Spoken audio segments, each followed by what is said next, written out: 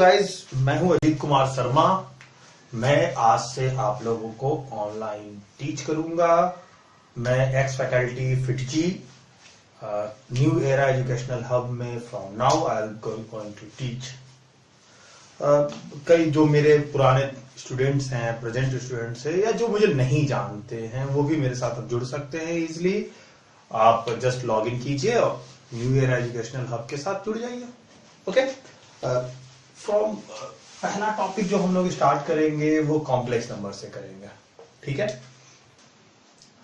Complex number basically we define as is an expression z is equals to a plus iota b।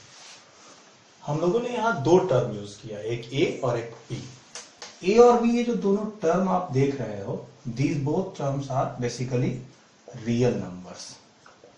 Letter on we will see कि number system को कैसे categorise किया। Letter chapter में हम लोग फिर से देखेंगे, उस पर डिस्कस करेंगे नंबर सिस्टम में। फिलहाल सिर्फ कॉम्प्लेक्स नंबर पर स्टिक करते हैं। ए और बी दोनों रियल नंबर है। रहा सवाल इस प्लस का और आई का। नॉर्मली वी यूजुअली कंफ्यूज कि ये प्लस साइन ऑफ एडिशन है, आई भी कुछ होगा, पर ऐसा कुछ नहीं है। Plus and I both are simply a symbols. Okay, अब सवाल ये उठता है कि पढ़ तो रहे कॉम्प्लेक्स नंबर को हम अलजेब्रा में, पर ये कॉम्प्लेक्स नंबर डिस्कस किसको करेगा? कॉम्प्लेक्स नंबर अबाउट विच, क्या किसके बारे में है? ये है कोऑर्डिनेट ज्योमेट्री के बारे में। पूरी की पूरी कोऑर्डिनेट ज्योमेट्री को आप, पूरी की पूरी 2 डायमेंशनल ज्योमेट्री को आप with the help of complex number पढ़ सकते हो, यानी geometry with the help of algebra. तो अब यहां क्या होगा? यहां एक साथ ये अलजेब्रिक रिलेशंस को भी होल्ड करना पड़ेगा इसको, और दूसरा का दूसरा, चूंकि ज्योमेट्री यूनिवर्सल फाइंडिंग है, तो सिमिलरली इसको ज्योमेट्रिकल रिजल्ट्स को भी होल्ड करना होगा। अब अगर अलजेब्रिक रिजल्ट्स को होल्ड कर रहा है तो हमें 3 रूल्स को फॉलो कराना होगा इनका। वो रूल्स क्या है? वो रूल्स वही है जो रियल नंबर्स के रूल है। रियल नंबर्स के रूल क्या है? जैसे अगर आपने रियल नंबर्स में लिखा है ax plus by is equals to cx plus dy, तो आप क्या करते हो? आप कहते हो कि सर सेम वेरिएबल्स वाले को इक्वेट करो, यानी a is equals to c and b is equals to d। Similarly अगर आपने दो कॉम्प्लेक्स नंबर ले लिया, a प्लस आयोटा b और c प्लस आयोटा d, तो आपको क्या करना होगा? फिर से वही a is equals to c, b is equals to d। ना वैसे ही दो अलजेब्रिक एक्सप्रेशन को ऐड कैसे करते हैं? सेम वेरिएबल्स को एक साथ, डिफरेंट वेरिएबल्स को एक साथ। तो अब a प्लस आयोटा b को when you add with c plus iota d, what it will B? a plus c plus iota times of b plus d। This I is also called iota. Now the third rule, which one is very important, वो क्या है? Product. अब यहां पर थोड़ा सा आपको, हमने भी क्या कहा कि आई जो है एक सिंबल्स है, लेकिन फिर हमने साइमल्टेनियसली ये भी कहा कि कॉम्प्लेक्स नंबर का मतलब क्या है? कोऑर्डिनेट ज्योमेट्री को अलजेब्रा से पढ़ना है हमें। तो ज्योमेट्री के जो भी हाइपोथेसिस है, जो भी रिजल्ट है, वो भी वैलिड हो जाए, उसके लिए हमें एक एजम्पशंस यूज करना होगा। वो क्या है? आई स्क्वायर इज -1। क्या करना होगा? आई स्क्वायर को -1 से रिप्लेस करना होगा। जब आप ये एजम्पशन यूज कीजिएगा और जब इसको मल्टीप्लाई कीजिएगा तो आपको मिलेगा क्या? AC minus BD plus iota times of BC plus AD, और AD प्लस BC यूज करना है। अब देखो ये जो रिजल्ट हमने लिखा, मान लो हमने दो कॉम्प्लेक्स नंबर उठा लिया, एक उठाया 0 प्लस i, इसे हमने गुना कर दिया 0 प्लस आयोटा के साथ। अब ये देगा क्या? This will give you -1 plus iota into 0। अगर 0 माइनस आई को गुना करें तो क्या देगा? 0 माइनस आई के साथ this will also give you -1 plus iota into 0। जरा ध्यान से देखने की कोशिश करें। I multiplying -1 minus i again will give you -1। क्या मतलब है कि अगर हमने एक अलजेब्रिक इक्वेशन x स्क्वायर बराबर -1 ले लिया, यानी x square plus 1 is equal to 0 consider कर लिया, तो इसके दो रूट होंगे, एक रूट होंगे i और दूसरा रूट होंगे -i। तो हम लोग क्या कह सकते हैं कि i and -i are the 2 square roots of x square is equal to -1। बात इतनी सी है, लेकिन जरा इसको थोड़ा आगे खींचते हैं। जो बेसिक सवाल आपको initial stage of complex number में आपको देखने को मिलेगा वो क्या होंगे, सो देखिए। हमने कहा i square is -1, okay. Let us take i पे power 1 is i. Now if you do i cube it will be -i, if you do i power 4 it will be 1। अब देखो 1 2 3 4 1 आ गया। Now if you do I by power 5 it will be again I, if you do I by power 6 it will be -1, I by power 7 -i by power 8 1। एक तो बात हम फिर से 1 आ गए, यानी कि द ऑर्डर इज 4, यानी 4 पावर के बाद चीजें रिपीट कर रही है। तो can I say this as I to the power 4n, इसे मैं कहूं I to the power 4n -1, इसे मैं कहूं I to the power 4n -2, और इसे मैं कहूं I to the power 4n -3। या फिर can I treat this as I to the power 4n +1। भाई इसे या तो मैं कहूं कि ये 4 के मल्टीपल से 3 पीछे है, या फिर मैं कहूं 4 के मल्टीपल से 1 आगे है। बात तो दोनों सेम ही है। या this is 4n +2, now this one is 4n +3 and this is I to the power 4n +1। rather of writing this आप बस इतना ही लिखो, बात सेम है, दोनों सेम ही चीज है। अब जरा गौर करो, यहां सिंपल में अगर फर्स्ट स्टेज की बात करें तो सिर्फ पावर वेरिएशन है, लेकिन ध्यान से देखें किसी भी ग्रुप को आप जोड़ दो सम 0 होगा। इनफैक्ट किसी ग्रुप की क्या बात करें, आप किसी भी 4 लगातार पावर को ऐड करो ना, ये भी सिंपल ऑब्जेक्टिव सवाल कैरी होगा। किसी भी 4 लगातार पावर को ऐड करो, सम विल बी अगेन 0। इनफैक्ट आप कहीं से उठा लो I to the power k बराबर 1 से लेके k बराबर 4n तक, सम विल बी 0।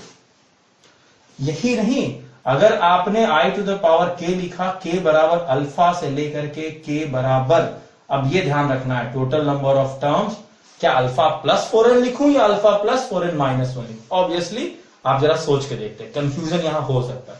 उसके लिए कुछ नहीं करना है, अल्फा बराबर 1 रख के देख लो, आपको समझ में आ जाएगा कि क्या हम लोग सही लिख रहे नहीं। तो दिस विल आल्सो 0। अब यहाँ छोटे छोटे 3 सवाल और क्रिएट होते हैं, जैसे I to the power k है, k is equals to 1 से 4n +1 लिख लो। I to the power k is equals to 1 से लेके 4n +1 2 कर दो, k is equals to 1 से लेकर के 4n +3 कर दो। हड़बड़ाहट में कई बार ये आंसर तो सही निकलता है, कई बार हम लोग सोचते हैं इसका आंसर जो 4n +2 है, तो यूजुअली से कि भाई -1 आ जाएगा आखिरी टर्म। नहीं, आखिरी टर्म नहीं देखना है आपको, क्या करना है, इसे पहले तो ऐसे लिखना है, ठीक है। नाउ बचा कौन कौन, 2 टर्म और बच गए, एक 4n +1 and the other one is 4n +2। अब आप सिंपली समझ सकते हो कि आंसर क्या आने जा रहा है। This one will be 0, this one is 1, sorry this one is I and this one is -1, then the correct answer is -1 + I। Similarly write down the answer of this one, इसका answer क्या हो जाएगा, I और -I cut जाएगा, -1। इसी तरह से अगर आप किसी भी 4 का प्रोडक्ट देख लेते, किसी भी 4 लगातार का, तो क्या आता, this one will be I to the power 4k +6 and this is nothing but -1। ठीक है, ये छोटे छोटे ऑब्जेक्टिव सवाल यहां पर बनाया था। एक और बड़ा इंपॉर्टेंट सा सवाल मैं यूजुअली देखता हूं बुक्स में लिखा हुआ, वो ऐसा लगता है कि इस सेगमेंट पे नहीं है, 1 + I/√2। अब यहां जो क्वेश्चन पूछे जाते हैं, एक सवाल तो इसमें I to the power any power करके कि I to the power 2000, जैसे 17 है तो 2017। सिमिलर क्वेश्चन यहां आएगा I to the power 2018, कैसे निकलेगा, कुछ भी पावर, ठीक है। यहां देखने वाली बात यह है कि if you do square of a square क्या आएगा, a स्क्वायर करो 1 + I² यानी -1, 1 -1 + 2i अपॉन √2 का स्क्वायर विल बी 2, 1 1 कैंसिल, 2 से 2 cancel, this is nothing but I simply, ठीक है। तो अब आप इसको कैसे ट्रीट कर सकते हो, 2018 can be written as a² to the power 1009। फिर से आपका वही सवाल बन गया भाई, ठीक है। Similar question you can have a is equals to 1 - I/√2 पर भी सेम क्वेश्चन, इस पर भी सोचना, फ्रेम करना क्वेश्चन। ये तो basic intro of complex number. ध्यान रखने वाली बात क्या थी, complex number is an expression a + I/b, okay. अब और 3 रूल, जब तक आप वो तीनों रूल नहीं बोलोगे definition of complex number complete नहीं होगा। अब हमने पहले ही कहा कि कॉम्प्लेक्स नंबर जो है वो ज्योमेट्री को पढ़ने का अलजेब्रिक अप्रोच है। ठीक है, तो देखते हैं क्या हो रहा है। कॉम्प्लेक्स नंबर बेसिकली क्या होता है, जैसे ये जो हमने प्लेन बनाया, इस प्लेन को कॉम्प्लेक्स प्लेन आप बोल सकते हैं, आर्गन प्लेन बोला जाता है। The famous one is Argand plane. 2 dimensional plane आप जानते ही हो, इसे गॉसियन सरफेस भी कहा जाता है। बहुत सारे आप नाम दे सकते हैं।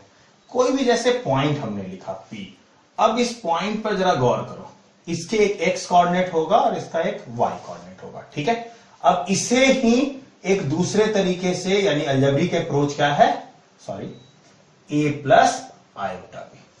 अब अगर हम 2D में पढ़ते तो व्हाट वी से, a is it's real x coordinate, b is it's y coordinate. अभी क्या कहेंगे, यहां वहां इसे x कोऑर्डिनेट कहते थे, अब इसे क्या कहेंगे, रियल एक्सिस कहेंगे, x एक्सिस की जगह। इसे क्या कहेंगे, इस वाले y एक्सिस को कहेंगे इमेजिनरी एक्सिस। ठीक है, अब यहां से ऐसे गिरा, ये जो पॉइंट है ये a होगा, इसे मिलाया, दिस विल बी b। अब ये जो a है, this is nothing but re of z, जिसे simply we call real part of z। ये जो b है, this one is imaginary of z, known as imaginary part of.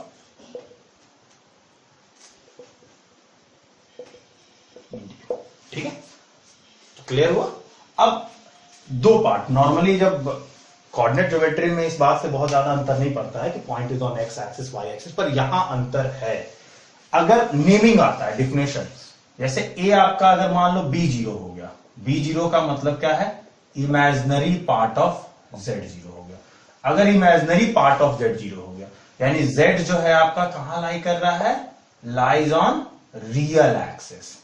Real axis को क्या कहेंगे, जब रियल एक्सिस पे लाई कर रहा है तो z is called real number. Okay, now second one. अब देख, ध्यान देना, रियल नंबर उसी को कहेंगे जो रियल एक्सिस पे लाई करेगा। अब अगर मान लो a0 हो गया, a0 हो गया, it means real part of complex number is 0। अब real part of complex number 0 है तो यानी z lies on imaginary axis. Imaginary axis पर लाई करने का मतलब क्या है, z is called purely imaginary. ठीक, अब कई बुक्स में आपको दिखेगा रियल नंबर की जगह प्योरली रियल नंबर भी दे, बस पुराना जो नाम है वो real number, purely real number बहुत पहले यूज नहीं, अब यूज करते हैं हम लोग, उसमें कोई दिक्कत नहीं है। थर्ड वन इज, अगर b0 नहीं हुआ। अब b0 नहीं होने का मीनिंग क्या है, b0 नहीं होने का मतलब है ये x एक्सिस पर नहीं है, b0 नहीं है, it implies imaginary part. Imaginary part बोलने का मतलब y coordinate of the point not equals to 0, यानी z does not lie on x axis या रियल एक्सिस। इट मींस इस केस में क्या कहेंगे, z is an imaginary number. तो आप चाहो तो एक नोट करके आप यहां लिख सकते हो कि N imaginary number can lie anywhere other than real axis या एक्स एक्सिस। यानी अगर कोई नंबर रियल एक्सिस पर है तो उसे इमेजिनरी नंबर नहीं कहेंगे। एकदम क्लियर कट कॉन्सेप्ट है।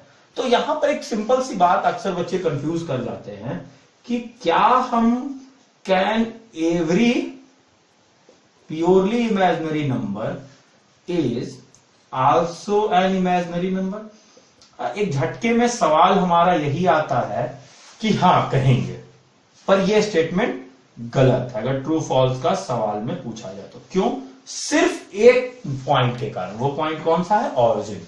सिर्फ एक नंबर के, यानी अगर हमने ऐसे कर दिया, यानी z अगर 0 है तो इसे हम कहेंगे प्योरली इमेजिनरी, इसे हम कहेंगे रियल बट नॉट इमेजिनरी। ये इकलौता ऐसा नंबर है जो प्योरली इमेजिनरी है, अदरवाइज इमेजिनरी नहीं है। इसके अलावा कोई आप प्योरली इमेजिनरी नंबर उठा लो, वो 100% इमेजिनरी होगा ही होगा। यहां पर एक सवाल ये बनता है, फिर जैसे हमने बात कहा कि कॉम्प्लेक्स नंबर एक पॉइंट को रिप्रेजेंट कर रहा है, तो ऑब्वियसली एक पॉइंट है तो दो पॉइंट के बीच में कौन बड़ा पॉइंट है कौन छोटा पॉइंट है, ये क्वेश्चन तो मीनिंगलेस हो जाएगा। तो एक जो सवाल अक्सर हमने देखा है पूछते हुए वो क्या होता है कि arrange the numbers in increasing order, जैसे 3 + 2i, 5 - i, 7 + 3i, 5 3i -7i। तो आप इसके लिए सिर्फ क्या लिखोगे कि अगर कोई कहे कि अरेंज कीजिए, अरेंज इन इंक्रीजिंग ऑर्डर, जैसे वेक्टर में नहीं होता है कि दो वेक्टर के बीच में कौन बड़ा वेक्टर है कौन छोटा वेक्टर है, तो अक्सर इस सवाल में लोग क्या समझते हैं कि we are talking about the magnitude, लेकिन दो वेक्टर के बीच में ना कोई बड़ा होता है ना कोई छोटा होता है, मैग्नीट्यूड में भी बड़ा है ये छोटा है, अदरवाइज कोई बड़ा छोटा। वैसे ही कॉम्प्लेक्स नंबर के बीच में ना कोई बड़ा है ना कोई छोटा। हाँ, एक जगह हो सकता है कि वो बराबर है कि नहीं, एक जगह है कि नहीं, ये सवाल वैलिड है। यानी for case of complex number as it represent points, so equality is defined but inequality is a meaningless ask. That is why it is a meaningless question. ये तो हुई बेसिक्स ऑफ कॉम्प्लेक्स नंबर की बात। अब अगला segment जो हमें पढ़ना है वो मॉडुलस के बारे में पढ़ना है, ठीक है।